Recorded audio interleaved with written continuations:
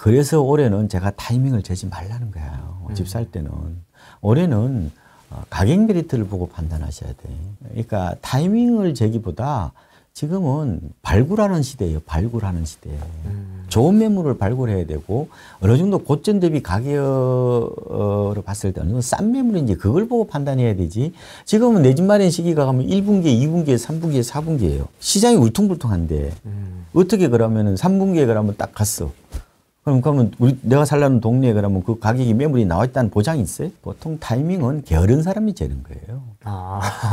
그러니까 가격 메리트를 전제하지 않는 타이밍은 무의미한 거예요. 내가 부동산을 평론가식으로 보지 마시라고 말씀드렸죠. 예. 평론가식으로 보시면은 아마 번번이 낭패를 볼 가능성이 높을 겁니다. 자, 보세요. 보통 설문조사 같은 걸 해보면요. 내 집 마련 시기를 이렇게 물어보면은 네. 거의 회복 초입에 얘기를 해요. 작년에 설문조사 할 때에 그러니까 대체적으로 보면 올 1분기 정도 많이 봤어. 진짜 서울집을 싸게 살려고 그러면은 작년 12월에 샀어야죠. 네. 아니면 더 싸게 살려면 작년 초에 샀어야지. 1월 달에. 10% 오른 마당에 뭘 자꾸. 그러니까 지금 가격이 좀 많이 올라 있기 때문에 20% 빠지고 10% 회복했기 때문에 제가 올해 강한 반등세가 못 온다는 거예요. 이해되시죠? 그죠? 네, 네. 그래서 시장의 흐름을 지금은 이게 사이클이 좀 짧아졌어요. 이게 우리가 제품 사이클도 리얼타임으로 재고 확인되기 때문에 사이클이 짧아진 것처럼 네. 부동산도 사이클이 짧아요. 자, 보실까? 제가 이런 말씀을 드리거든요. 무릎에 사서 무릎에 사서 어깨에서 팔으라고 얘기를 하는데 그거는 요새 안 통해요. 무릎에 사면 상투입니다. 작년에 제가 서울이 1월부터 9월까지 올랐다고 그랬죠. MZ세대 언제 집을 많이 샀어요? 작년 1월 달에 많이 안 샀어요. 언제 샀어요? 대부분이 5, 6, 7월 달에 많이 샀을 겁니다. 한참 올라갈 때. 근데 MZ세대들 보면은 굉장히 똑똑하거든요. 단군일에 가장 재무지능이 뛰어난 세대예요. 재테크 하면은 굉장히 어떻게 보면 굉장히 앞서가는 세대인데 아파트는 그렇지 않은 것 같아요. 이게 보니까 가장 큰 특징이 뭐냐? 친구 사면 따라 사요. 무리 짓기가 가장 큰 특징이에요. 작년에 집 언제 많이 샀어? 여름에 많이 샀고. 여름에 많이 샀죠. 여름. 상투지 그게. 작년 8월, 9월. 아마 9월이 제가 지표로 상투라고 그랬죠. 실제로 현장에서는 8월이 상투였다니까. 자, 봐요. 왜냐? 무릎에 샀거든. 자, 보세요. 그러니까 그런 쓸데없는 공시 외우지 말라고 제가. 보세요. 우리가 문재인 정부 때 저음에서 한번 보자고요. 2013년 1월부터 실거래가가 오르기 시작했어요. 네. 수도권 기준으로 보면 언제까지 올랐어요? 2021년 1년 10월까지 올랐죠. 10월 가을까지. 예, 9년 랠리예요. 네. 이런 장기로 보면 단군일에 처음 있는 랠리야. 우리가 앞으로 죽을 때까지 그런 랠리는 없어요. 이제 죄송하지만 인구도 줄기 때문에 그때는 뭐 어떻게 돼요? 무릎에 사면 떼돈 벌었죠. 그때는 배꼽에 사도 돈 벌었고 가슴에 사도 돈 벌었어요. 근데 작년에 7, 8월에 샀던 분들 상투 잡았죠? 그때가 언제예요? 회복 초입이 있을 가능성이 높잖아요. 물론 그게 이제 특례보금자리 이론을 9월 말에 중단하니까 그 여파로 갑자기 시장이 냉각된 어떤 측면도 있지만 제가 드리고 싶은 말씀은 타이밍은 잘 안 맞을 수 있단 말이에요. 그리고 우리가 타이밍 재는 거는 언론이나 유튜브에서 얘기할 때 뭐 지표가 좋아졌다? 그러면 늦어요. 제가 아까 표본 통계하고 실거래가하고 지수가 다르다고 말씀드렸잖아요. 네. 작년 기준으로 보면요. 작년에 서울 아파트가 1월부터 올랐단 말이에요. 표본 통계는 5월부터 올랐습니다. 시차가 얼마나 났어요? 4개월 올랐죠. 5월 사면은 이미 늦었어요. 그러니까 작년에 제가 집을 살려면 빨리 사시라고 3일째 lep지 마시라고 5월 어린이날 넘어가면 아마 계력으로 될 가능성이 크다고 그때부터 통계는 언제 플러스 나왔죠. 네. 나머지 지역은 표본 통계로는 6월 7월부터 올랐단 말이에요. 반짝하다 말았잖아요. 뭘 보고 지금 집을 사겠다는 거예요, 지금. 지표 보고 사시겠다고? 논문 쓰는 사람이 아니잖아요. 그죠? 근데 올해는 어떻게 됐어요? 올해는 보세요. 서울이 1월부터 올랐죠. 그러면은 요번에 만약에 이번 표본 통계로 이번 주가 서울이 플러스 나왔단 말이에요. 네. 그러면 3월은 다 지났죠. 3월은 플러스 안 나와요. 그럼 만약에 4월이 많이 플러스 나온다고 칩시다. 그럼 얼마 정도 시차가 있는 거예요, 이번에는? 3개월이잖아요, 서울은. 그래서 항상 보도가 어떤 사람은 표본 통계를 가지고 보도하는 사람도 있고 어떤 사람은 평균 가격 갖고 하는 사람도 있고 어떤 사람은 국가 공식 통계인 표본 소득 통계로 얘기하는 데가 있어요. 여러 가지 신호가 있는데, 여러 가지 지표가 있는데, 제가 꼭 드리고 싶은 말씀은 항상 실거래가 지수, 그 다음에 그 중에서도 아까 잠정 지수, 요걸 좀 더 주목해서 보시는 게 좋아요. 무주택자의 내 집 마련과 1주택자의 갈아타기 시기는 좀 어떻게 보십니까? 무주택자분들은 사실상 청약에 올인하기 쉽지 않을걸요. 말은 편하게 하죠. 그 당첨된다는 보장이 있어요? 어떤 분은 자꾸 당첨될까 걱정하시는 분이 많던데. 아, 그렇습니까? 제가 걱정하지 말라고 그랬거든요. 예, 안 될 거다고 아마. 그래서 당첨되려면 뭐 임진왜란 때 우리 16대 할아버지가 뭐 거북선에서 노를 한 3년 저어야 그 얘기 많이 하잖아요.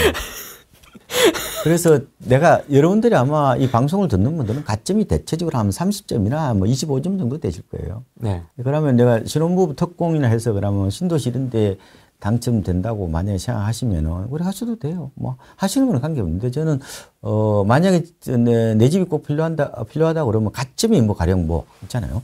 70점 이상 된다. 그런 분들은 당연히 기다리셔가지고 좋은 거 받으셔야지. 그런데 대부분이 그렇지 않아요. 주변에 보면은 뭐 청약 가점 12점 뭐 그래요. 네. 그러면 분양에 올인하면 안 돼. 굳이 내 집을 사시려면. 그죠? 그럼 어떻게 해야 돼요? 어떻게 되죠? 그러면 나머지 두 가지가 있죠. 건매를 사시든지. 또 하나는 뭐예요? 경매하셔야지 그러면. 아, 경매. 경매 쪽도 올해는 좋아요. 할인 매장이잖아요. 네. 매입가를 낮추는 걸 고민해야 돼. 올해는 타이밍을 재지 말고 매입가를 어떻게 하면 낮출까 고민하셔야 돼. 아, 개별 아파트에 대해서. 그거 외에는 아니면 아예 집을 사지 마요. 언제 내 집 사라고 떠밀었어요? 집 안 사시는 걸 추천드리겠습니다. 그러니까 내 집은 필요하죠. 근데 투자재로서 아파트는 저는 필요가 아니라 선택이라고 봐요. 집 사지 마세요. 엔디비아 사가지고 엔디비아 또 오르려나? 차라리 그거 사가지고 3배, 2배에서 불을 누르는 게 더 낫지 않나요? 반드시 아파트를 사야 돼요? 저는 뭐 굳이 안 사셔도 된다고 보는데. 근데 이제 집을 꼭 사시려면은 제가 이제 꼭 드리고 싶은 말씀은 매입가를 낮추는 방법을 고민해 보시라고 했잖아요. 그럼 경매도 하시는 분도 있는데 생각보다 또 오래 안 하더라고. 그냥. 한두 번 떨어지면 또 재수없다 안 해. 아, 또 힘듭니다, 또. 가장 중요한 게 이제 선호 일관성이거든요. 재테크는 지능으로 하는 게 아니에요. 이거는 끈기로 하는 거거든요. 끈기. 이거 지구력 혹은 거리시라고 표현하는데 그게 더 중요하죠. 그러니까 잔재주 가지고 재테크를 하는 건 아니에요. 단타 해보시면은 아이고 그것도 잘 안 돼. 그러니까 보통 보면은 단타에 보면은 폭락 오는 날 보면 많은데 내가 팔고 싶지 않더라도 손가락이 팔고 와요. 못 견디죠. 그렇죠. 어떻게 하면 진득하게 할 수 있는 건데 경매하시는 분들이 거기가 저는 황금어장이라고 봐요. 올해 같은 게 특히 이제 한계 매물들이 많이 나오잖아요. 보금리 때문에 못 견디는 한계 매물이 나오기 때문에 여러분들은 대부분 아마 상가 빌딩 같은 거 경매 안 받으실 거고 빌라나 오피스텔이나 뭐 작은 아파트 정도 그거는 권리 분석할 게 없어요. 네, 그걸 한 달이면 다 해야 되구나. 뭐 지지 옥션이나 뭐 태인 인데 들어가 보시면은 그거는 분석이 99.9% 분석돼 나오기 때문에 신경 쓸 것도 없어요. 얼마 정도 내가 써낼 거냐 그런 문제니까. 그러니까 그 꾸준히 그쪽이 내가 그러면은 황금의장이라고 생각하고 꾸준히 해보시는 게 중요하지 뭐 중간에 했다가 대부분이 간두죠. 성공의 100%는 제가 보면은 지구력, 아까 말씀드린 실천인 것 같아요. 그죠? 이런 얘기도 있잖아요. 100톤의 계획보다 1g의 실천이 중요하다고. 그러니까 경매는 저는 IQ를 좀 낮춰야 된다고 봐요. 한 70 정도로 낮춰야 돼요. 물론 똑똑하면 좋죠. 분석도 잘하고. 그런데 실제로 주변에서 이 경매에서 돈 버시는 분들은 그렇게까지 막 잔머리를 팍 안 굴리고 우직하게 그냥 가시는 분들이 더 성공의 길로 빠지는 게 있는 것 같고. 꾸준히 입찰하시니까. 예, 그게 낫죠. 그 다음에 이제 건매로 사시는 부분인데, 건매로 사시려면 상반기쯤 좋을 것 같고, 지방은 하반기도 괜찮을 것 같아요. 지금 보면 그렇게 바로 회복을 못 하거든요. 다만 이제 제가 어떻게 하면 싸게 살 거냐, 거기에 이제 관심을 가지시라고 그랬잖아요. 그래서 제가 그동안 많이 얘기한 게 있어요. 손품, 그 다음에 다리품, 그 다음에 머리품. 그러니까 손품은 당연히 요새 검색 많이 하시잖아요. 그 다음에 다리품은 현장 돌아다니셔야 되잖아요. 좋은 매물은 중개업 하시는 분들이 그 소위 말하는 짱 박아놓고 있어요. 서랍 매물. 네, 그 서랍 매물 좋다. 왜냐면은 그 내부에 올리면은 그 딴 데 채가거든요. 우리나라는 전속 중개가 아니죠. 네. 그렇기 때문에 채가기 때문에 보통 갖고 계신 경우가 많고, 그 다음에 머리품 얘기했잖아요. 네, 유튜브 안 보는 거. 안 보는 거? 부동산 유튜브 안 보는 거. 특히 공포론 조성하는 유튜브 안 보시는 거. 오히려 현장에서 답을 찾으시라는 말씀을 드리고 싶어요. 지금 재테크에서 집은 제가 필수 아니라고 그랬죠. 네. 선택이라고 그랬어요. 그러니까 누가 사우스 코리아의 인구 이게 소멸 국가에 뭘 누가 집 사라고 부추겨요. 그건 선택이시라고 선택. 그런데 만약에 집을 꼭 사시려면은 뭐 경매도 조금 그렇고 분양도 당첨 가능성이 없다면은 결국은 싸게 매입하는 이걸 보고 이제 바겐헌터라고 그래요. 헐값 사냥꾼 혹은 패테일 헌터라고 그래요. 패테일이 이제 극단값을 이제 사냥하는 걸 말하는데 지금 패테일 헌터는 없어요. 지금 바겐헌터입니다. 그럼 바겐헌터인데 그러면 고점이 언제냐면 전국이 다 똑같습니다. 2021년 10월이에요.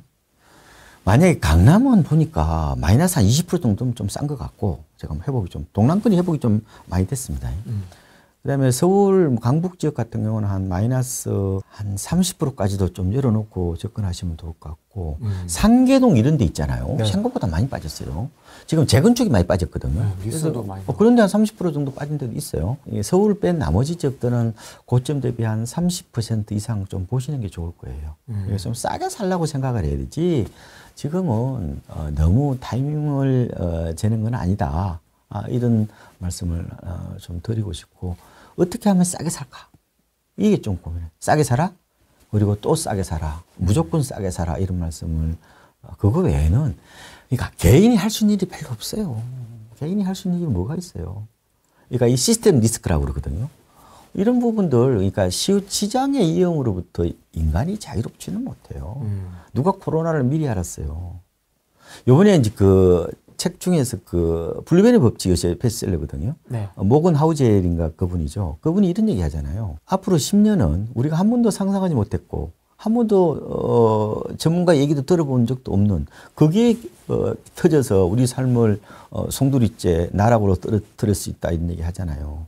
전망을 하지 말라고 그러는 제가 전망에서 부자 된 사람이 누가 있어요. 부자는 전망에서 부자 된 사람은 전망을 잘 하지 않고요. 물론 큰 추세는 보지만 너무 전망에 노예가 안 되는 게 좋아요. 잘 안 맞습니다. 전망에 목숨 안 거는 게 좋다는 말씀을 드리고 싶고